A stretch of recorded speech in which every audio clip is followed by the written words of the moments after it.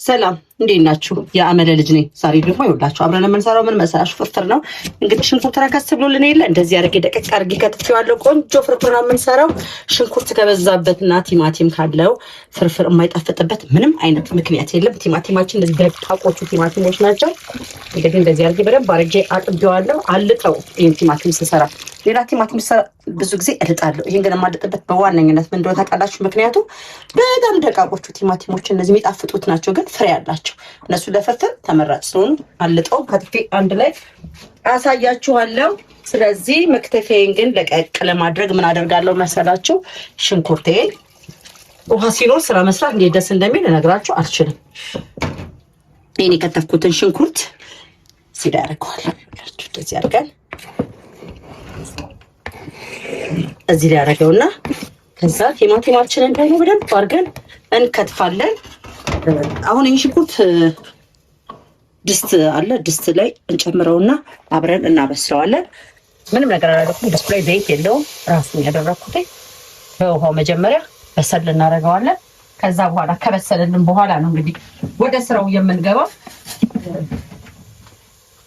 እንደዚህ አድርገን ቲማቲማችን እስክንከትፍ ድረስ ይሄ ውሃ መጠጥ እንዲያደርግልን ማድረግ ነው። በጣም ቀላል ስራ ነው። ወደ ቲማቲማችን ነው የምንገባው። አሁን ቲማቲማችንን ለመጠቀም ደግሞ ከተፊያችን እንደዚህ እናደቀልቀውና ነገርኳችሁ፣ ውሃ ሲኖር ስራ ስሩ ነው የሚለው ሁሉ ነገር።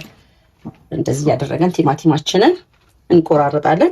ቲማቲማችንን ስንቆርጥ መጠቀቅ ያለብን ነገር ምን እንደሆነ ታውቃላችሁ? እነዚህን ማውጣት ብቻ ነው መጠቀቅ ያለብን። እነዚህ ነገሮች በጣም ያስጠላሉ፣ ለአይንም ያስጠላሉ። ሁለተኛ ለቲማቲምም ደግሞ ጣሙን ይሰርቅብናል። እንደዚህ እናደርግና ሁሉንም ቆርጥ ያልኩ እንደዚህ በመሀል ሰንጠቅ እያደረግኩኝ አወጣለሁ። አያችሁ መቁረጣችን ጠቅሞ ይኸውላችሁ። ይሄ እንደዚህ አይነት ቆሻሻ ዝም ብሎ ድፍኑ ከተከተፈ ዋጋም የለም። በቃ እንደዚህ አድርገን እናወጣለን። ይሄንንም እናጸደዋለን።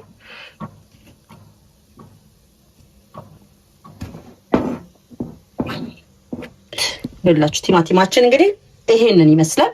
ሙሉን አጽድቻለሁ ውስጡን። ስለዚህ አሁን ምንድን ነው የሚቀረኝ መሰላችሁ? መክተፍ ነው የሚቀረኝ። ስትከትፉ እንደዚህ በትንንሹ አድርጋችሁ ደቀቅ ነው። ቲማቲሙ ሲጀምር ኮሾሮ የሚባል ዘር አለ ቲማቲም። እሱ ይሄ ኮሾሮ ዘር አይደለም፣ ይሄ ፍሬ ያለው ዘር ነው። ፍሬ ያለው ዘር ደግሞ ድቅል ያልሆነ ብቻውን የሀበሻ ቲማቲም እንደማለት ነው።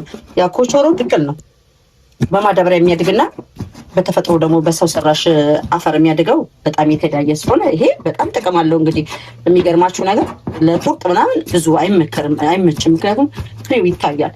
ለእንደዚህ ለስልስና ለፍርፍር ግን ስትጠቀሙ በጣም ቆንጆ ስለሆነ በተቻላችሁ መጠን ይህ የምትጠቀሙ ጥሩ ነው። አሁን ቲማቲም እግዚአብሔር ይመስገን በጣም ለቀቅ አድርጎልናል፣ ጥሩ ነው።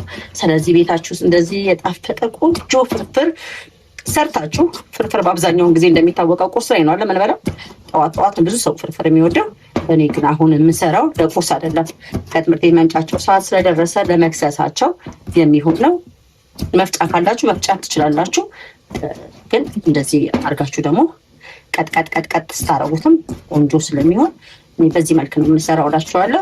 ሰብስክራይብ ያላደረጋችሁ አዲስ የሆናችሁ የምትከታተሉኝ ካላችሁ ሰብስክራይብ አድርጉ።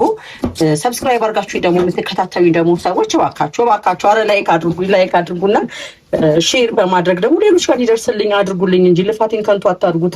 ምክንያቱም እኔ እኮ የምሬን ነው የምሰራው፣ የእውነቴን ነው ጣችሁ እንዴት እንደታውቃላችሁ በቃ በቤቴ ውስጥ ያለውን ነገር ነው እንጂ የምሰራው ተጨናንቀን እንደዚህ እንደብላ እንደዚህ ብያደለም በቃ። ስለዚህ እባካችሁ ነው የምለው። ይኸውላችሁ ቲማቲም እንደዚህ እስከምከትፍ ድረስ እዛ ጋ የጣልኩት ሽንኩርት አለ። ሁልጊዜ እሱን ማሰብ አለባችሁ። ስራ ስሰራው አንዱ ማሰብ ሽንኩርት አትላችሁ። በራሱ ጊዜ እንደዚህ ውሃውን ታፍቶልናል። ፋሎትን እንደዚህ ሆት ሲያረግልን በኋላ ምን እናደርጋለን መሰራችሁ? ዘይታችንን እናደርጋለን። ዘይት በጣም ተወዷል። እኛ መብላት አላቋረጥንም። ዘይታችን ፍርፍር ዘይት ይፈልጋል፣ ቲማቲም ይፈልጋል፣ በርበሬ ይፈልጋል። ፍርፍር ቀላል ስራ እንዳይመስላችሁ። ምሰሩ ፍርፍር ምስር ወጥ ለመስራት በቂ የሆነው ቲማቲም በቂ የሆነው ሽንኩርት ነው የሚወስደው። ግን ደግሞ በቃ ትልቁ ምግባችን ጥርጥ ስለሆነ ከሽሮ ቀጥሎ ያለን አማራጭ ዘይታችን አድርገናል። የዚህ ያህል እናደርጋለን። አሁን አቁላጥ ይሄን ደግሞ ቲማቲማችን በደንብ አድርገን ክትክት አድርገን ድቅቅ ያደረግን በኋላ ከዚህ ወዴት እንደምንቀይረው አሳየን ደውላ እንደዚህ ቀይሩ ይሆናል። ያያችሁት ይራው ደቆልኛል። ስለዚህ ምን አደርጋለሁ? ወደ ሽንኩርቴ ጨምረዋለሁ። ሽንኩርታችን ጋር እንዲህ ደግሞ ሽንኩርቴ እንደምታዩት ወዳችሁ እንግዲህ ዘይቱን ጨምሮለታል። ስለዚህ ቲማቲማችንን እንጨምራለን። ምን የመሰለ ቆንጆ ፍርፍር አብረን ሰርተን አብረን እንቀምሳለን። ባንኪያው ስላልተመቸ ያው ቀይሬያለሁ ማማሲያዬ። አሁን ቲማቲሙን እንደዚህ እንዳደረኩኝ፣ ቲማቲሙ ግን እስኪበስል ድረስ ፍርፍር ስትሰሩ እንዳትጠብቁ። በዚሁ ላይ እንዳለ ምን ታደርጋላችሁ መሰላችሁ? የቲማቲሙ ውሃ ያለ የሽንኩርቱ ደግሞ በደንብ መጦ ሳያልቅ ባለበት ሁኔታ ውስጥ እያለ በርበሬ ተጨምሩና በርበሬያችሁ ላይ እንኳን ጠብ ሳታደርጉ በተቻላችሁ መጠን ለተወሰነ ሰዓት ታቁላሉታላችሁ። በርበሬ እንግዲህ የቤት ነው እንደሚታወቀው፣ የአመለ ልጅ በርበሬ ያዘጋጃለሁ። ስስት የሌለው በጣም ቆንጆ ቀይ በርበሬ ነው።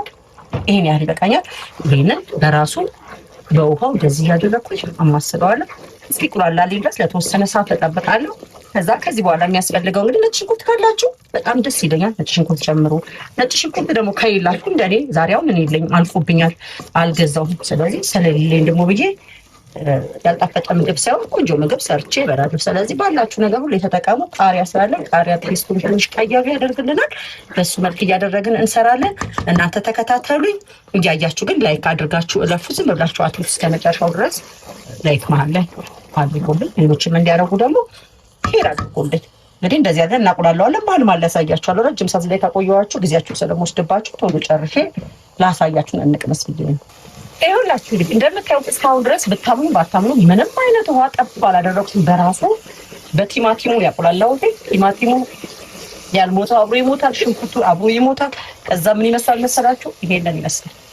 ሞተት ያለ ስጎ ሲሆንላችሁ አሁን ከዚህ በኋላ ውሃቸውን ጠብ በማድረግ ትችላላችሁ። ምክንያቱም ማቃጠል ያለበት ነገር ሁሉ ይጠፋል። ጠብ የተደረገ ሲቁላላ በጣም በጣም በጣም ቆንጆ ስለሚሆንላችሁ ውሃዬን ጠፍ እያደረኩ ደግሞ ለተወሰነ ሰዓት እንደዚህ ያቁላላለሁ።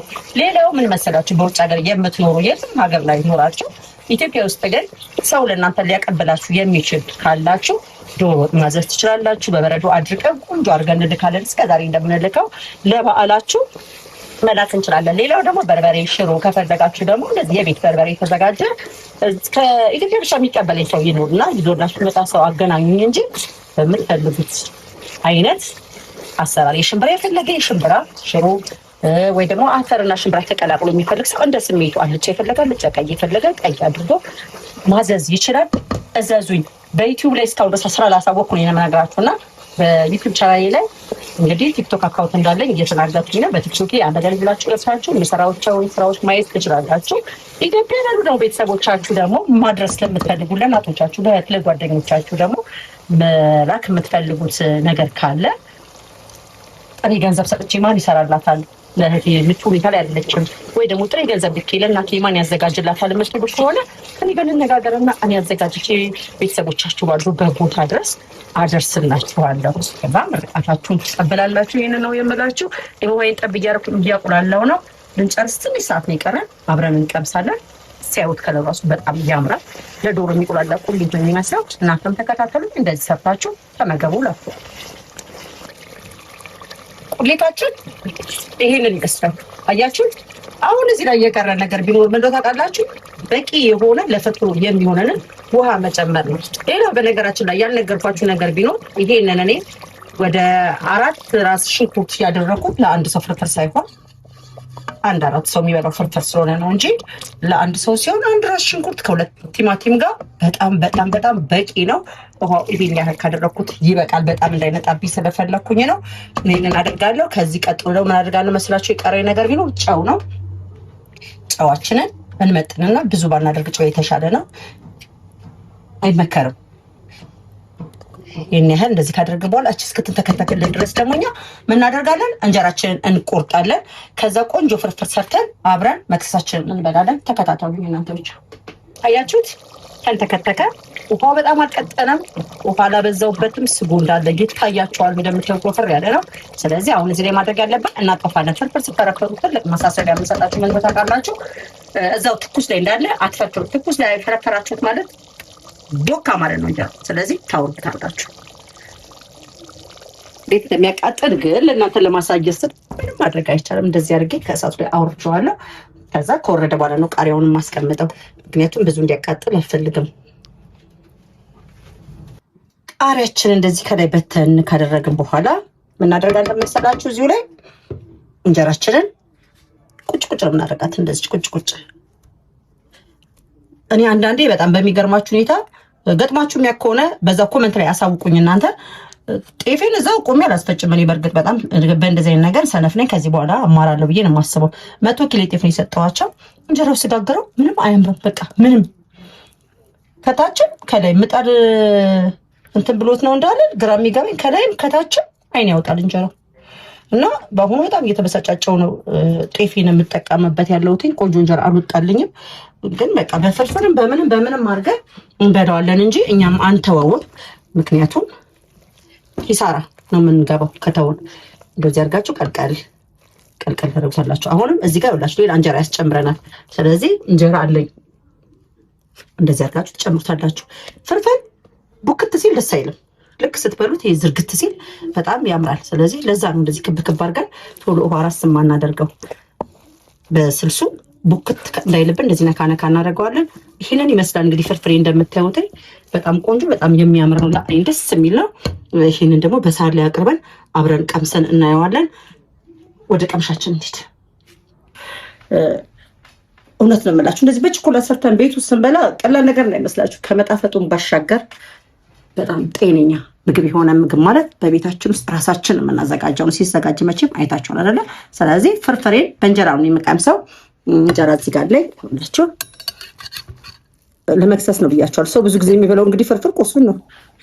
እኔ ግን ቁርሴን አለ የምበላው መክሰሴን ነው። አሁን ለመቅመስ ነው እናንተ ማሳያችሁ እንጂ እኔ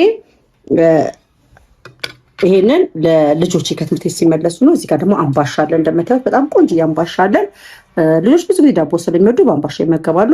እኔ ግን የምመገበው በእንጀራ ስለሆነ በስመ አብ ወወልድ ወመንፈስ ቅዱስ። እስኪ በጣም ነው ደስ የሚለው ግን